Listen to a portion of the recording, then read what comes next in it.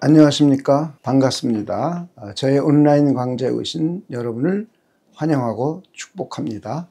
저는 순복음신학교에서 성서 해석학과 신약서기 방법론을 가르치는 사랑과 평안의 교회 박상혁 목사입니다. 지난 5강까지 우리는 하나님과 가까워지는 박상혁 목사의 8계단 성경 탐구법, 기적의 사다리 중 가장 기초이자 핵심인 관찰 계단의 모든 역량을 집중해 왔습니다. 본문의 한 단어, 한 문장도 놓치지 않고 꼼꼼하게 살피는 훈련을 통해 여러분이 이제 어떤 본문이든 하나님께서 무엇을 하셨는지, 인문들이 무엇을 행했는지를 중심으로 쪼개고 그 의미를 명확히 파악하는 데 탁월한 감각과 실력을 갖추셨으리라 믿습니다. 오늘 6번째 강의 시간은 해석 단계의 시작입니다. 낱낱이 흩어져 있던 말씀의 조각들을 엮고 말씀이 우리에게 무엇을 의미하는지, 어떤 진리를 전달하려 하는지를 발견하는 시간입니다. 우리는 이 계단에서 관찰된 단문들을 그룹핑을 하고 꼬리표를 붙이는 것입니다. 그리고 소주제 문장과 대주제 문장, 그리고 제목 만드는 훈련을 시작할 것입니다. 말씀의 퍼즐이 하나씩 맞춰지며 하나님의 놀라운 그림이 완성되는 감격스러운 순간을 경험하게 될 것입니다. 자, 지금 바로 지난주 과제 본문이었던 에베소서 2장 1절부터 10절의 말씀을 가지고 해석의 첫 관문인 제3단계부터 제5단계를 실습하며 말씀의 보화를 엮어내 보겠습니다. 여러분의 워크북을 준비해 주시기 바랍니다. 지난주 에베소서 2장 1절부터 10절까지의 본문을 여러분에게 숙제로 주어졌습니다. 여러분들께서 제1계단 개요 및 초기 질문, 그리고 두 번째 계단인 상세 관찰 및 단문화를 하셨을 것입니다. 이 본문은 우리에게 구원의 근본과 목적을 명확히 제시해주는 놀라운 말씀입니다. 이제 성경 탐구를 위해서 먼저 기도로부터 출발하겠습니다. 우리 기도하도록 하겠습니다. 사랑하는 하나님 아버지, 감사합니다. 저희들이 오늘 에베소서 2장 1절부터 10절 말씀을 탐구하려고 합니다. 저희의 눈과 마음을 열어 허물과 죄로 죽었던 저희를 살리신 주님의 은혜를 깊이 깨닫게 하시고 말씀 속에 담긴 주님의 구원 계획과 선한 목적을 온전히 이해하게 하옵소서. 성령께서 우리 마음에 밝은 빛을 비춰주셔서 우리의 모든 선입견을 버리고 다시 한번 관찰한 문장들을 이제 성령께서 주시는 지혜를 가지고 그룹핑을 하고 꼬리표를 붙이고 소주제 문장을 만들고 그리고 전체 대주제 문장과 제목 만드는 것까지 우리가 지혜롭게 이 일을 잘 감당할 수 있도록 하나님께서 우리를 축복하여 주시옵소서. 감사를 드리며 예수님의 이름으로 기도하옵나이다. 아멘. 이제 1단계 본문 이해의 기초 다지기입니다. 개요 및 초기 질문이 되겠습니다. 여러분이 숙제를 하셨지만 제가 하는 것과 여러분이 한 것을 비교해 보시면 좋겠습니다. 에베소서 2장 1절에서 10절은 바울 서신 중에서도 복음의 핵심과 구원의 본질을 가장 명확하게 선포하는 중요한 본문입니다.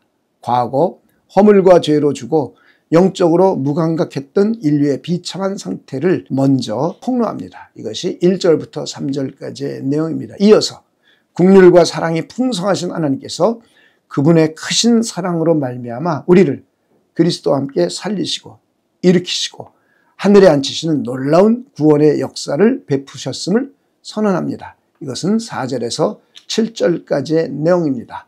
그리고 마지막으로 이 구원이 행위에서 난 것이 아니라 오직 하나님의 은혜와 믿음으로 말미암은 선물이며 구원받은 우리는 하나님께서 예정하신 선한 일을 행하기 위해 창조된 새로운 피조물임을 강조하며 마무리합니다. 이것이 8절에서 10절까지의 내용입니다.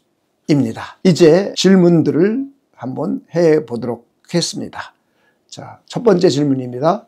구원받기 이전 인간의 영적 상태는 어떠했다고 우리 바울이 말을 하고 있는가? 저 구원받기 이전 인간의 영적인 상태. 두 번째는 인간의 과거에 따랐던 삶의 방식이 무엇이며 그 배후에는 무엇이 작용하고 있었는가? 세 번째 질문입니다. 우리와 하나님 사이를 가로막았던 근본적인 죄의 결과는, 근본적인 문제는 무엇인가? 네 번째 질문입니다. 하나님이 우리를 구원하신 동기가 무엇이며 그분의 어떤 속성이 강조되는가? 하나님이 우리를 구원하시게 된 동기, 그때 그 하나님의 속성은 무엇이었는가? 다섯 번째 질문입니다. 하나님을 우리를 구원하기 위해 구체적으로 어떤 행동을 취하셨는가? 이것은 그리스도와 연합시킴이죠. 그리스도와 연합에 초점을 맞추고 있는 것을 우리가 알 수 있습니다. 여섯 번째 질문입니다. 이 구원 역사를 통해 하나님이 궁극적으로 나타내고자 하시는 것은 무엇인가? 우리 구원을 통해서, 구원의 역사를 통해서 하나님께서 궁극적으로 나타내고자 하시는 것은 무엇인가? 일곱 번째 질문입니다. 구원이 인간의 어떤 노력이나 자격으로 말미암은 것이 아니라는 것을 본문은 어떻게 강조하는가? 우리 구원이 인간의 어떤 노력이나 자격으로 말미암은 것이 아니라는 것을 본문은 어떻게 강조하는가? 여덟 번째 질문입니다. 구원받은 우리는 이제 어떤 존재가 되었으며 우리의 삶의 새로운 목적은 무엇인가? 구원받은 우리가 어떤 존재가 되었고 그리고 우리의 삶의 새로운 목적은 무엇인가? 아홉 번째 질문입니다. 선한 일을 위하여 지으심 받았다는 것은 무엇을 의미하는가? 자, 이렇게 에베소서 2장 1절부터 10절까지의 개요 내용을, 전반적인 내용을 우리가 살펴보았고 여기에 읽으면서 질문해야 될 것들이 무엇인지를 한번 9개의 질문 문장으로 만들어 보았습니다. 이제 본격적인 관찰을 해서 단문화시키는 이 작업을 하기 전에 먼저 특별 관찰, 이 본문을 더욱 깊이 이해하기 위한 몇 가지 추가적인 관찰 내용입니다. 자, 이것은 본문에 있던 내용들에서 어떤 의미가 있는가라는 것을 한번 살펴보려고 합니다. 이것을 이해하면 본문 전체적인 흐름을 이해하는데 많은 도움이 됩니다. 그래서 특별 관찰. 1절에 그는 여기서 하나님이시죠. 하나님은 허물과 죄로 죽었던 너희를 살리셨도다 에서 살리셨다는 동사는 한글 개역 개정 성경이 5절에 있는 동사 그리스도와 함께 살리시고를 가져와 번역한 것으로 보입니다. 이는 1절에서 3절이 우리의 죽었던 상태를 묘사하고 4절부터 하나님의 구원 행위가 시작됨을 더 명확하게 보여줍니다. 자, 여기서 살리셨다 뜨다 했는데 이것은 5절에 있는 동사를 미리 끌어다가 쓴 것입니다. 자, 그걸 우리가 한번 생각해 봤고요. 두 번째, 2절의 너희는 에베소 교회의 이방인 성도들을 지칭하는 것입니다. 너희라고 말할 때 에베소 교회의 이방인 성도들. 2절에 있는 3절의 우리는 바울을 포함한 에베소 교회의 유대인 출신 성도들을 의미합니다. 이제 그리스도인인데 유대인 출신 에베소 교회 성도들이죠. 유대인 출신 그리스도인들. 유대인 출신 기독교인들은 특징이 있습니다. 그들은 율법을 지켜 의로워지려고, 구원받으려고 부단히 노력을 했었습니다. 그런데 그들이 율법으로 구원받거나 의로워질 수 없다는 것을 깨닫게 되죠. 다시 말해 자기의 율법을 지키는 그 어떠한 행위로 구원받을 수 없음을 일깨우게 됩니다. 그리고 예수 그리스도를 믿음으로 이제 구원을 받게 된 사람들이죠. 바울이 그랬고 유대인 그리스도인들은 대부분 그런 사람들이었습니다. 여기서 3절에 우리는 바로 바울을 포함한 유대인 출신 에베소 교회 그리스도인들을 의미합니다. 4절에서 10절에 우리는 이제 이방인과 유대인 모두를 아우르는 에베소 교회의 모든 성도들, 즉 구원받은 모든 성도를 의미합니다. 네 가지가 여기서 특별 관찰로 먼저 살펴봤습니다. 하나님께서 허물과 죄로 죽었던 너희를 살리셨도다. 라는 여기서 살리셨도다 하는 것은 1절에서 3절에는 사실은 그 내용이 없고 과거에 영적으로 죽었던 상태를 인간의 과거의 상태, 구원받기 이전 상태를 묘사하고 있는데 거기에 먼저 한글 번역은 제일 처음에 하나님이 그가 허물과 죄로 죽었던 너희를 살리셨다는 것을 우리가 먼저 이제 1절에 서론격으로 기록하고 있습니다. 그렇죠? 이것이 바로 5절에 있는 살리셨도다를 번역해서 미리 끌어다 쓴 것이다라고 우리가 이해할 수가 있습니다. 그러므로 해서 1절과 3절 그리고 4절부터 7절 사이에 구원받기 이전과 구원을 어떻게 이루어졌는가 하는 것을 좀 더 명료하게 생각해 볼 수가 있습니다. 3절에 우리는 바울을 포함한 유대인 그리스도인들, 에베소에 있는 유대인 그리스도인들을 말하는 것이고 4절에서 10절에 우리는 이방인과 유대인 모두를 아우르는 에베소 교회의 모든 성도들, 즉 구원받은 모든 성도를 의미합니다. 이 특별 관찰을 먼저 이해하시고 이제 본문을 2단계로서 상세하게 관찰을 하고 단문화 작업을 하도록 하겠습니다. 자, 이제 여러분의 월크북 5강 페이지를 펴주시기 바랍니다. 에베소서 2장 1절부터 10절까지의 본문이 있을 것입니다.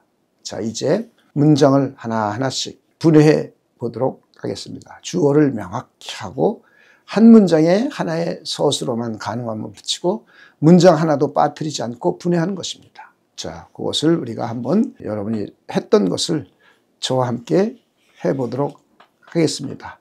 자, 한글 성경에서는 제일 첫 번째 문장은 그분은 하나님은 허물과 죄로 죽었던 너희를 살리셨습니다. 라고 제일 앞에 문장을 써낼 수도 있습니다. 그런데 이 문장은 제가 10번 문장으로 뒤로 돌려놨습니다. 그렇지 않으면 1번 문장으로 이걸 써놓고 이것을 전체적인 서론 부분으로 생각해 봐도 좋겠습니다. 자, 그리고 이제 이것을 따로 떼어서 생각해 볼 수도 있고요. 저는 이걸 10번 문장으로 붙여놨습니다. 10번 문장에. 그래서 1번서부터 9번까지는 우리 과거의 상태, 인간이 구원받기 이전 상태의 내용으로서 그것만을 관찰했습니다. 너희는 허물과 죄로 죽었던 자들이었습니다. 그때 너희는 그 죽음의 상태 가운데서 행했습니다. 너희는 이 세상의 풍조를 따랐습니다. 너희는 공중의 권세 잡은 자를 따랐습니다. 곧 그 영은 지금 불순종의 아들들 가운데에서 역사하고 있습니다. 전에는 우리도 다 그 가운데서 지냈습니다. 우리도 다 육체의 욕심을 따라 지냈습니다. 우리도 다 육체와 마음이 원하는 것을 했습니다. 우리도 다 다른 이들과 같이 본질상 진노의 자녀였습니다. 자, 1번부터 9번까지 문장입니다. 그리고 이제 10번부터 18번까지의 문장 계속 관찰한 내용을 여러분에게 보여드리도록 하겠습니다. 그분은 허물과 죄로 죽었던 너희를 살리셨습니다. 이것은 1번 문장으로 관찰해도 좋고요. 저는 10번 문장에 더 낫습니다. 하나님은 긍휼이 풍성하십니다. 하나님이 우리를 사랑하셨습니다. 하나님은 그 큰 사랑을 인하여 우리를 살리셨습니다. 하나님은 허물로 죽은 우리를 그리스도와 함께 살리셨습니다. 너희 성도들은 은혜로 구원을 받았습니다. 하나님은 우리를 그리스도와 함께 일으키셨습니다. 하나님은 우리를 그리스도 예수 안에서 하늘에 함께 앉히셨습니다. 하나님이 이 모든 것을 하신 이유는 우리에게 자비하심으로써 오는 여러 세대의 그 은혜의 지극히 풍성함을 나타내려 하심입니다. 자, 이렇게 10번 문장에서 18번 문장까지 관찰한 내용입니다. 이제 19번에서 28번 문장까지입니다. 너희는 그 은혜에 의하여 구원을 받았습니다. 너희는 믿음으로 말미암아 구원을 받았습니다. 이 구원은 너희에게서 난 것이 아닙니다. 이 구원은 하나님의 선물입니다. 구원은 행위에서 난 것이 아닙니다. 이렇게 행위에서 난 것이 아닌 이유는 누구든지 자랑하지 못하게 하기 위함입니다. 우리는 하나님이 만드셨습니다. 우리는 예수 그리스도 안에서 선한 일을 위하여 지으심을 받았습니다. 이 선한 일은 하나님이 전에 예비하셨습니다. 하나님은 우리로 그 가운데서 행하게 하려 하셨습니다. 자, 이렇게 28개의 문장으로 쪼개서 관찰한 문장들을 나열해서 적었습니다. 어떠신가요? 긴 본문이지만 이렇게 단문으로 쪼개고 서술부를 중심으로 문장들을 정리하니 바울이 누구이고 그가 전하는 복음이 무엇이며 또 이런 내용들을 우리가 이제 잘 보였을 것입니다. 이 작업은 바로 여러분의 말씀 탐구 실력을 혁신적으로 끌어올리는 첫 걸음입니다.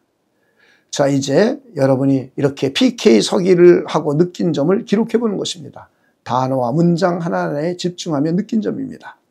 여러분이 잠시 펜을 내려놓으시고 워크북에 마련된 공간에 지금 이 과정에서 여러분이 느낀 점을 솔직하게 기록해 보시기 바랍니다. 제가 기록해 본 것들이 있습니다. 예를 들어 과거 죄인된 나의 모습이 얼마나 비참했는지 더욱 실감난다. 그렇죠? 우리 1번서부터 9번까지 문장이죠. 즉 1절부터 3절까지를 관찰하면서 과거 죄인된 나의 모습이 얼마나 비참했는지 더욱 실감이 나게 되는 것을 우리 느끼게 되었습니다. 하나님의 긍휼과 사랑이 얼마나 큰지 새롭게 다가온다.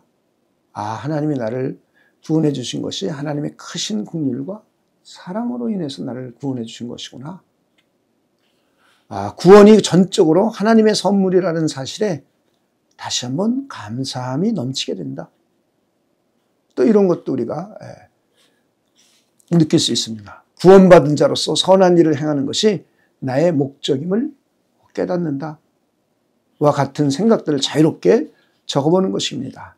이 기록은 여러분이 말씀을 단순히 이해하는 것을 넘어 말씀과 인격적으로 만나고 영적인 감동을 경험하는 중요한 발자취가 될 것입니다. 자, 이제 여기에 논리적인 연결어들을 사용해서 다시 한번 순서대로 재구성해 보겠습니다.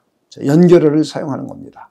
서술부에 대한 추가적인 설명이죠. 원인, 결과, 목적 등을 연결어를 사용한 문장으로 재구성해 보는 것입니다. 이렇게 할 때 우리는 이야기의 흐름과 핵심 사건들을 놓치지 않고 파악할 수 있게 됩니다. 연결어를 붙여서 다시 한번 나열해 보도록 하겠습니다.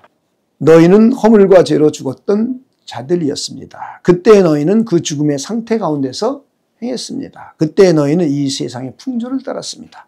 그리고 너희는 공중의 권세 잡은 자를 따랐습니다. 곧 그 영은 지금 불순종의 아들들 가운데 역사하고 있습니다. 전에는 우리도 다 그 가운데서 지냈습니다. 우리도 다 육체의 욕심을 따라 지냈습니다. 우리도 다 육체와 마음이 원하는 것을 했습니다. 그 결과 우리도 다 다른 일과 같이 본질상 진노의 자녀였습니다. 10번 문장입니다. 그분은 하나님은 허물과 죄로 죽었던 너희를 살리셨습니다. 하나님은 긍휼이 풍성하십니다. 그리고 하나님이 우리를 사랑하셨습니다. 하나님은 그 큰 사랑을 인하여 우리를 살리셨습니다. 그분은 허물로 죽은 우리를 그리스도와 함께 살리셨습니다. 너희 성도들은 은혜로 구원을 받았습니다. 하나님은 우리를 그리스도와 함께 일으키셨습니다. 그리고 하나님은 우리를 그리스도 예수 안에서 하늘에 함께 앉히셨습니다. 하나님이 이 모든 것을 하신 이유는 우리에게 자비하심으로써 오는 여러 세대의 그 은혜의 지극히 풍성함을 나타내려 하심입니다. 19번째 문장입니다. 너희는 그 은혜에 의하여 구원을 받았습니다. 또한 너희는 믿음으로 말미암아 구원을 받았습니다. 이 구원은 너희에게서 난 것이 아닙니다. 사실 이 구원은 하나님의 선물입니다. 구원은 행위에서 난 것이 아닙니다. 이렇게 행위에서 난 것이 아닌 이유는 누구든지 자랑하지 못하게 하기 위함입니다. 우리는 하나님이 만드셨습니다. 우리는 그리스도 예수 안에서 선한 일을 위하여 지으심을 받았습니다. 그리고 이 선한 일은 하나님이 전에 예비하셨습니다. 하나님은 우리로 그 가운데서 행하게 하려 하셨습니다. 자, 이렇게 재구성을 하고 보니 바울 사도가 기록한 내용을 보면서 여러분이 얼마나 풍성한 복음의 내용과 또 우리를 구원하시는 진리가 담겨 있는지를 여러분 한눈에 볼 수가 있을 것입니다. 자, 이렇게 이제 재구성한 문장들을 관찰한 문장들을 다시 한번 이제 천천히 읽어보면서 파편처럼 흩어져 있던 말씀의 조각들을 연결되어 어떤 새로운 이해나 감동을 느끼셨는지 첫 번째 관찰하면서 느낀 점을 한번 적어보시고요. 논리적인 연결어를 사용하고 읽어보면서 한 번 더 또 자유롭게 기록해 보는 것입니다. 여러분이 자유롭게 기록해 주시기 바랍니다. 여기까지가 우리 지난 5번 강의 속의 한 내용의 핵심 내용입니다. 자, 여기서 우리가 관찰의 중요성이 있죠. 하나님의 말씀을 하나님이 기록한 그대로 객관성 있게 관찰해서 나열해 보는 것입니다. 그러면서 그 내용을 하나님이 기록한 의도대로 이해하고 파악해 보는 것이죠. 자, 이게 1단계, 2단계에서 이루어지는 일입니다. 이제 해석의 첫 관문인 이제 해석 단계로 넘어가는 겁니다. 세 번째 계단이죠. 세 번째 계단. 그룹핑. 관찰한 문장들을 그룹으로 이렇게 분류해 보는 겁니다. 그리고 그룹핑을 하고 난 다음에 거기에 꼬리표를 붙이는 겁니다. 아, 내용이 뭐였지? 꼬리표. 이것이 세 번째 계단입니다. 꼬리표는 일종의 소제목이 되겠죠. 그렇죠? 이것은 논리적인 흐름과 주제를 파악하는 데 매우 중요합니다. 자, 그래서 꼬리표 붙이는 작업, 그룹핑을 하고 꼬리표를 붙이는 작업을 해보도록 하겠습니다. 우리는 1절부터 3절까지가 하나의 큰 내용이고요. 그다음에 4절서부터 7절까지가 또 하나의 내용입니다. 그리고 8절부터 10절까지가 하나의 내용입니다. 자, 그래서 1절부터 3절까지는 과거에 구원받기 이전, 과거의 비참한 상태의 모습이 기록되어 있죠. 그렇죠? 허물과 죄로 죽었었다. 그때 그 죽음의 상태에서 행했었다. 저 영적인 죽음을 말하는 거예요. 그렇죠? 우린 영적으로 죽었었다. 이거예요. 그때는 영적으로 죽은 상태에서 행했다. 그때 우리는 이 세상의 풍조를 따랐다. 그때는 공중의 권세 잡은 자를 따랐다. 곧 그 영은 지금 불순종의 아들 가운데 역사하는 영이죠. 그렇죠? 전에는 우리도 다 그 가운데서 지냈다. 그렇죠? 유대인 그리스도인들, 이방인 그리스도인들, 너희들 구원받기 전에 그랬지. 유대인 그리스도인인 나를 포함한 유대인 그리스도인도 마찬가지야. 그렇죠? 전에도 우리도 다 그 가운데 지냈다. 우리도 다 육체의 욕심을 따라 지냈다. 육체와 마음이 원하는 것을 했다. 우리도 다른 일과 같이 똑같이 본질상 진노의 자녀였다. 아주 과거의 비참한 상태의 모습이죠. 그렇죠?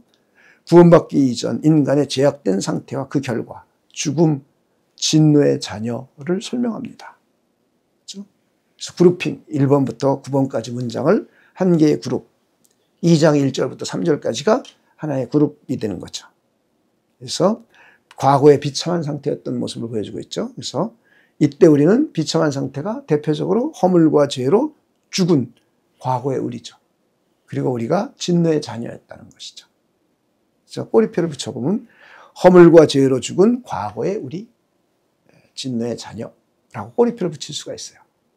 그래서 1번부터 9번 문장을 가지고 과거의 비참한 상태, 꼬리표를 붙여서 허물과 죄로 죽은 과거의 우리에서 하나의 그룹으로 묶어놓고 거기에 꼬리표를 붙이는 거죠. 자, 그 다음에 이제 2장 4절부터 7절까지고요. 관찰 문장으로는 10번부터 해서 18번 문장까지입니다. 자, 그래서 10번에 왜 하나님은 허물과 죄로 죽었던 너희를 살리셨습니다라는 것을 1장 1절에 있었던 것을 10절로 붙였죠. 그리고 10절에 붙인 이유가 이제 여러분이 이해하실 수 있을 것 같아요. 그렇죠? 하나님은 허물과 죄로 죽었던 너희를 살리셨습니다. 하나님은 긍휼이 풍성하십니다. 하나님 우리를 사랑하셨습니다. 그래서 하나님은 그 큰 사랑을 인하여 우리를 살리셨습니다. 하나님의 긍휼과 사랑이 우리를 살리게 된 모티브죠. 동기. 그리고 하나님은 허물로 죽은 우리를 그리스도와 함께 살리셨습니다. 어떻게 우리를 구원하고 살리셨는지를 가르쳐주는 거죠. 그리스도와 함께 살리셨다.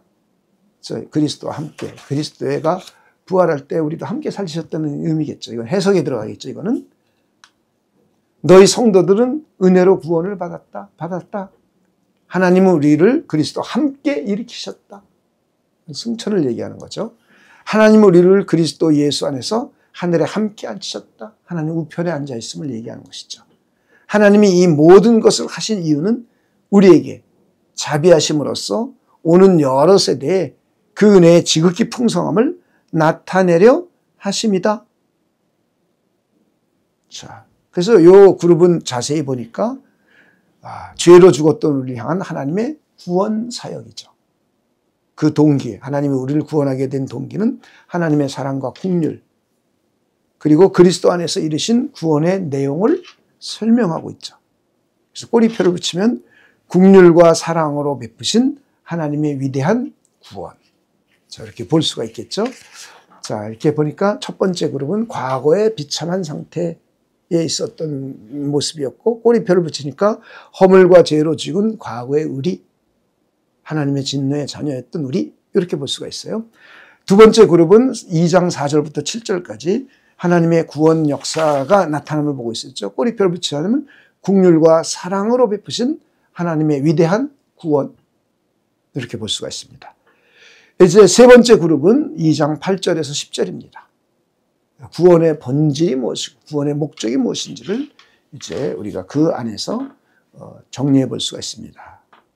너희는 그 은혜에 의하여 구원을 받았습니다. 너희는 믿음으로 말미암아 구원을 받았습니다. 이 구원은 너희에게서 난 것이 아닙니다. 이 구원은 하나님의 선물입니다. 자, 구원의 본질이죠. 은혜와 믿음과 하나님의 선물에 의해서 구원받게 됐다는 거죠. 내가 한 게 하나도 없는 거죠. 하나님의 은혜, 그리고 믿음, 그리고 하나님의 구원은 선물. 그래서 이 구원은 우리에게 난 것이 아니라는 거죠. 구원은 우리 행위에 의해서 난 게 아니라는 거죠.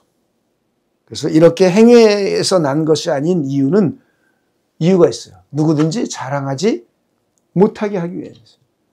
우리가 구원을 대해서 나의 공로나 나의 의를 자랑하지 못하게 하기 위해서요. 자, 그러면서 구원하신 목적이었죠. 우리는 하나님이 만드셨습니다. 새로운 창조물, 피조물이 있단 말이죠. 우리는 예수 그리스도 안에서 선한 일을 위하여 지으심을 받았습니다. 이 선한 일은 하나님이 전에 예배하셨습니다.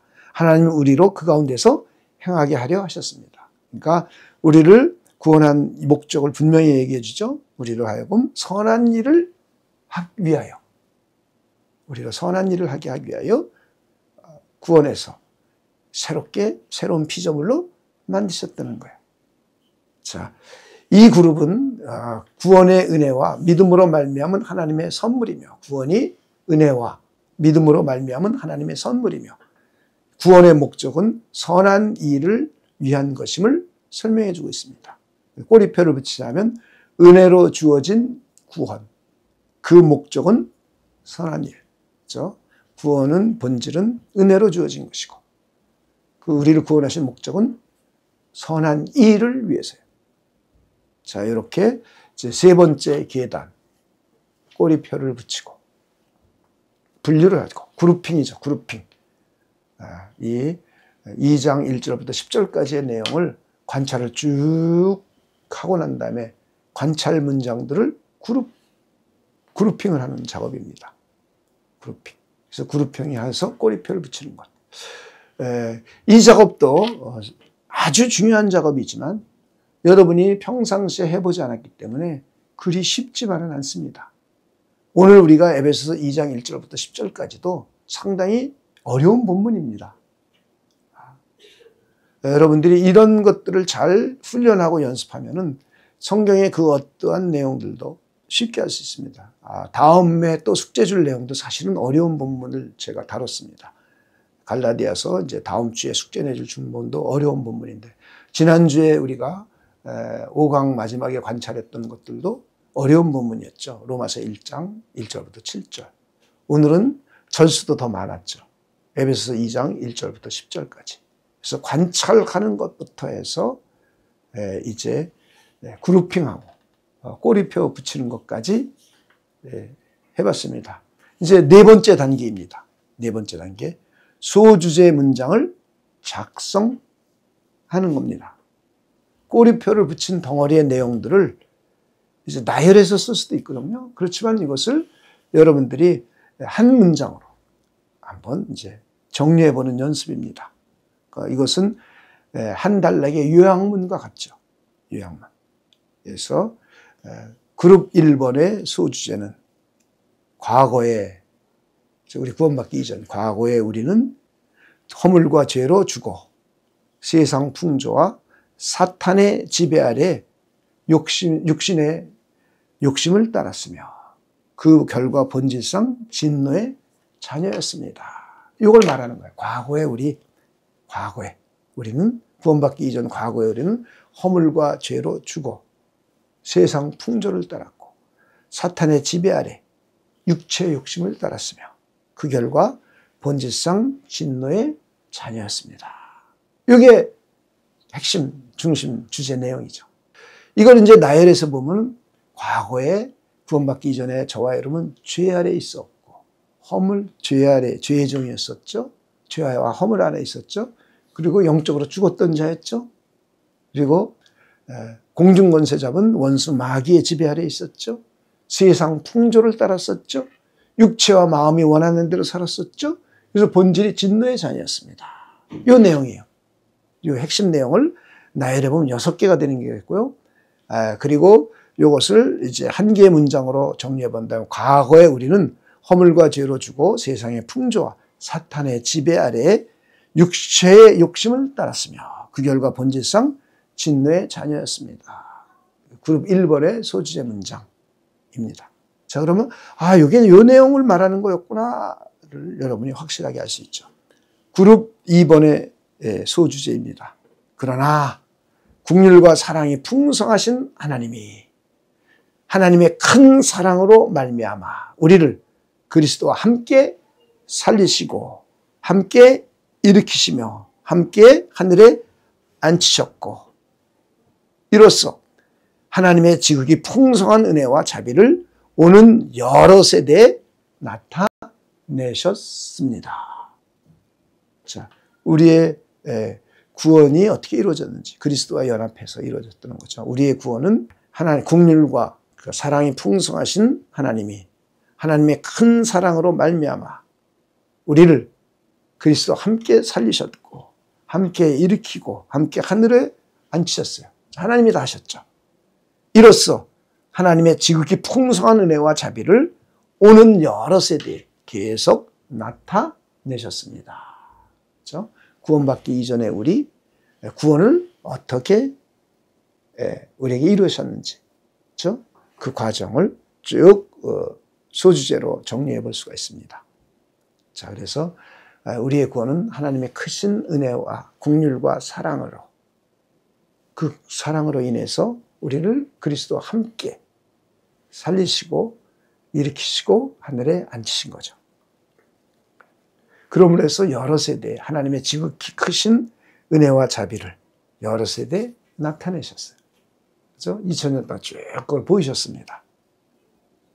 자, 이제 소그룹 세 번째 그룹 주제는 너희는 이 구원을 은혜에 의하여 믿음으로 받은 것이며 우리의 구원은 은혜에 의하여 믿음으로 받은 것이며 행위에 난 것이 아니라 하나님의 선물이고 누구든지 자랑하지 못하게 하기 위함이요 이제 우리는 그리스도 예수 안에서 하나님이 미리 예비하신 선한 일을 위하여 지으심을 받은 존재입니다. 자, 이렇게 소그룹 주제 문장들을 만들어 봤어요. 자, 이렇게 하니까 우리가 내용을 이제 관찰한 내용을 모아서 해석해보고 이해해보고 알게 되는 것이죠. 자, 이제 네 번째 계단을 우리가 마쳤고요. 이제 다섯 번째 계단입니다. 다섯 번째 계단. 지금 우리는 해석 단계에 있다고 그랬죠. 관찰, 해석. 해석을 3단계, 4단계, 5단계까지가 해석의 단계입니다. 그리고 6단계부터는 이제 적용의 단계로 들어가게 돼 있어요. 여섯 번째 계단서부터는. 첫 번째 계단, 두 번째 계단은 관찰, 성경을 관찰하는 것이었고, 세 번째 계단, 네 번째 계단, 다섯 번째 계단은 해석이죠. 전체 내용을 그룹핑을 해서 꼬리표를 붙이고, 그리고 주제 문장을 만들고, 여기가 이제 세 번째 계단이었습니다. 이제 네 번째 계단은 소주제 문장을 만드는 것이었죠. 소주제 문장을 만들 것은 이 내용을 완전히 파악하게 됐다는 내용이죠. 그렇죠? 해석도 포함시켜서 완전히 파악하게 됐다. 이런 내용입니다. 이제 다섯 번째 계단입니다. 다섯 번째 계단. 여기서는 전체 대주제 문장, 이 내용의 전체 대주제 문장을 만들고 그 다음에 제목을 만들어 붙이는 겁니다. 그럼 제목 탁 붙였고요. 아, 전체 내용은 이런 것이었구나. 그리고 세 개의 그룹핑을 해서 이 세 개의 내용은 이런 거였구나. 이렇게 되면 이제 전체 내용을 완전히 이해했고 여러분이 완전하게 해석이 끝났다는 겁니다. 자, 그래서 다섯 번째 계단 전체를 포괄하는 주제와 제목을 만드는 것이죠. 대주제 문장은 에베소서 2장 1절부터 10절은 과거 허물과 죄로 죽어 진노의 자녀였던 우리를 긍휼과 사랑이 풍성하신 하나님께서 그리스도 예수 안에서 은혜와 믿음으로 구원하셨으며 이 구원은 자랑할 만한 행위의 결과가 아니라 하나님의 선물이자 영원한 영광을 나타내기 위함이며 이제 우리는 그리스도 안에서 선한 일을 행하도록 창조된 하나님의 걸작품입니다. 이렇게 정리해 볼 수 있죠. 다시 정리해 보면 과거 허물과 죄로 죽어 진노의 자녀였던 우리를 긍휼과 사랑이 풍성하신 하나님께서 그리스도 예수 안에서 은혜와 믿음으로 우리를 구원하셨으며 이 구원은 자랑할 만한 행위의 결과가 아니라 하나님의 선물이며 영원한 하나님의 영광을 나타내기 위함이며 이제 우리는 구원받은 이는 그리스도 안에서 선한 일을 행하도록 창조된 하나님의 새로운 걸작품입니다.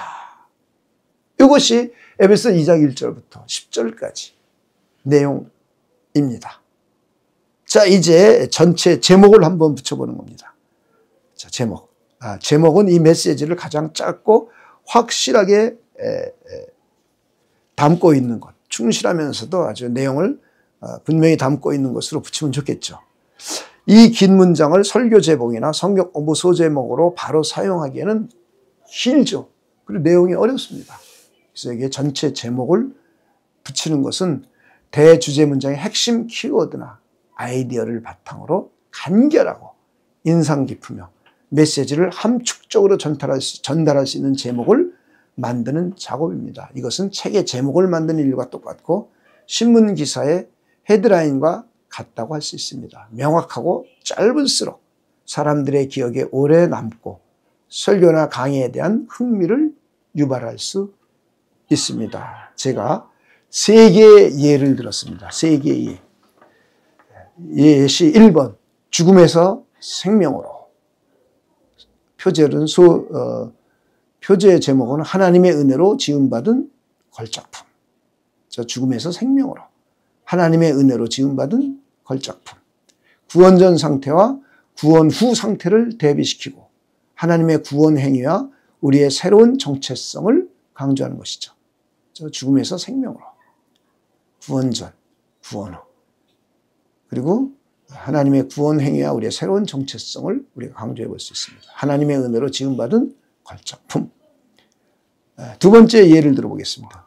우리의 구원은 하나님의 선물. 그 목적은 선한 일. 우리의 구원은 하나님의 선물. 그 목적은 선한 일. 구원의 근원과 목적을 명확히 제시하며 짧고 핵심적인 키워드를 사용해 봤죠. 세 번째 예입니다. 하나님의 은혜로 얻은 새 생명. 선한 삶으로 응답하라.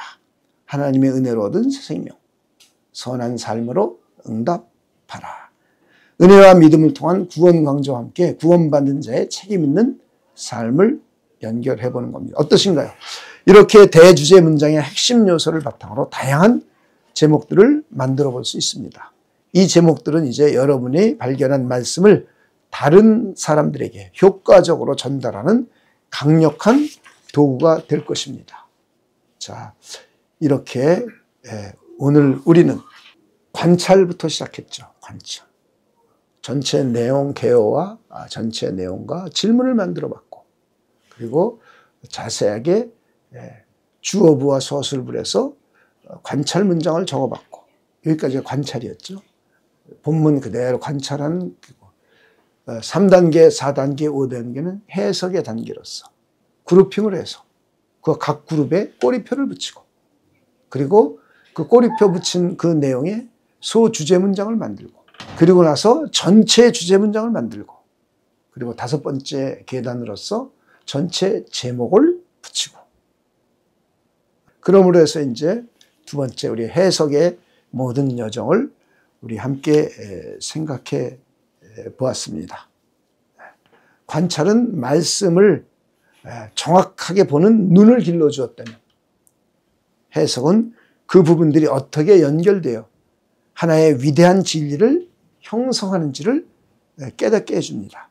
이 훈련을 통해 여러분은 성경의 진리를 더욱 깊이 이해하고, 나아가 그 진리를 삶과 사역에 효과적으로 적용하고 전달할 수 있는 견고한 기초를 다지게 될 것입니다. 이제 여러분이 이제 적용을 어떻게 하고, 그리고 이것을 어떻게 다른 이들에게 전하고 가르칠 수 있는가. 적용 부분은 이제 이것은 아마도 9강 때 제가 할까 합니다. 6강, 7강, 8강은 해석 단계, 꼬리표를 그룹핑을 하고 꼬리표를 붙이고 소주제 문장을 만들고 대주제 문장을 만들고 제목을 붙이는 것까지를 한번 3번 정도 집중적으로 연습해 볼 것입니다. 그리고 이제 9강서부터는 어떻게 적용하는지, 여러분 개인의 삶에 적용하고 타인들에게 성경 공부 교재를 만들어서 어떻게 가르치고 설교문을 어떻게 만드는지까지도 이제 나가게 됩니다. 다음 강의에서도 7번째 강의에서도 1계단부터 5계단까지 연습을 해 보도록 하겠습니다. 이제 여러분들에게 갈라디아서 2장 16절부터 21절까지를 여러분이 숙제로 내드리겠습니다. 그래서 여러분이 이걸 읽고 이제 1계단, 2계단, 3계단, 4계단, 5계단까지 여러분이 스스로 만들어 주시기 바랍니다. 스스로 질문도 만들고 개략적인 내용도 여러분 만들고, 그다음에 여러분이 스스로 관찰해서 단문으로 만들고, 단문으로 만든 것을 논리적인 연결을 사용해서 다시 한번 만들어 보고, 그리고 나서 논리적인 생각을 보면서 그룹핑을 하는 것이죠. 그룹핑을 하고, 그리고 꼬리표를 붙이고, 그리고 그 꼬리표 붙인 내용을 적고, 그래서 그 내용 적은 것은 소주제 문장이라고 합니다. 그리고 이 3가지 소주제 문장을 다 종합해서 전체 주제 문장을 만들고, 그리고 거기에 가장 간결하게 내용을 함축할 수 있는, 그리고 사람들이 기억될 수 있는 제목을 만들어 붙여보고, 이것이 갈라디아서 2장 16절부터 21절을 가지고 여러분이 해 주시기를 바랍니다.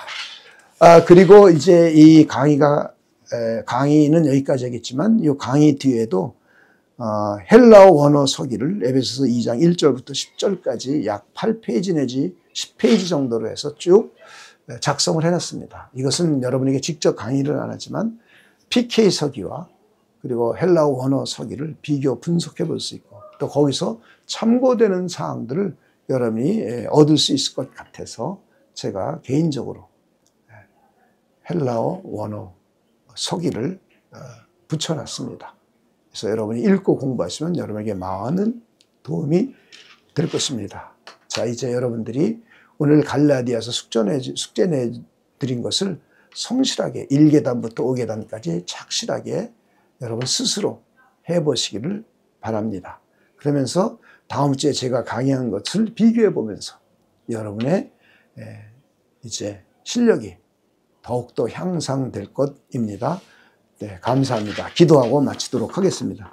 하나님 아버지 감사합니다. 우리에게 성경을 관찰하고 해석할 수 있는 귀한 방법을 또 일깨워 주셨고, 할 수 있는 복된 기회를 허락하여 주심을 하나님께 진심으로 감사함과 영광을 올려드립니다. 우리 각자 안에 계신 성령께서 우리 개개인에게 밝은 빛을 비춰주셔서 하나님이 기록한 기록 의도대로 관찰할, 객관성 있게 관찰할 수 있는 능력을 우리에게 키워주시고, 그리고 성령께서 주시는 지혜를 가지고 내용들을 그룹핑하고 꼬리표를 붙이고 주제 문장을 만들고 전체 주제 문장을 만들고 제목을 붙일 수 있는 귀한 능력을 하나님께서 우리에게 허락하여 주시옵소서. 그러므로 해서 성경 본문을 완전히 이해하고 믿음으로 받아들이고 올바르게 해석할 수 있도록 하나님께서 우리 모두를 축복하여 주시옵소서. 더 나아가서 우리의 미래에 하나님의 말씀을 많은 사람들에게 전하고 가르치며 설교할 수 있는 복된 기회도 하나님께서 만들어 주시옵소서. 감사를 드리며 예수님의 이름으로 기도하옵나이다. 아멘. 네, 감사합니다. 수고하셨습니다. 다음 주에 뵙겠습니다.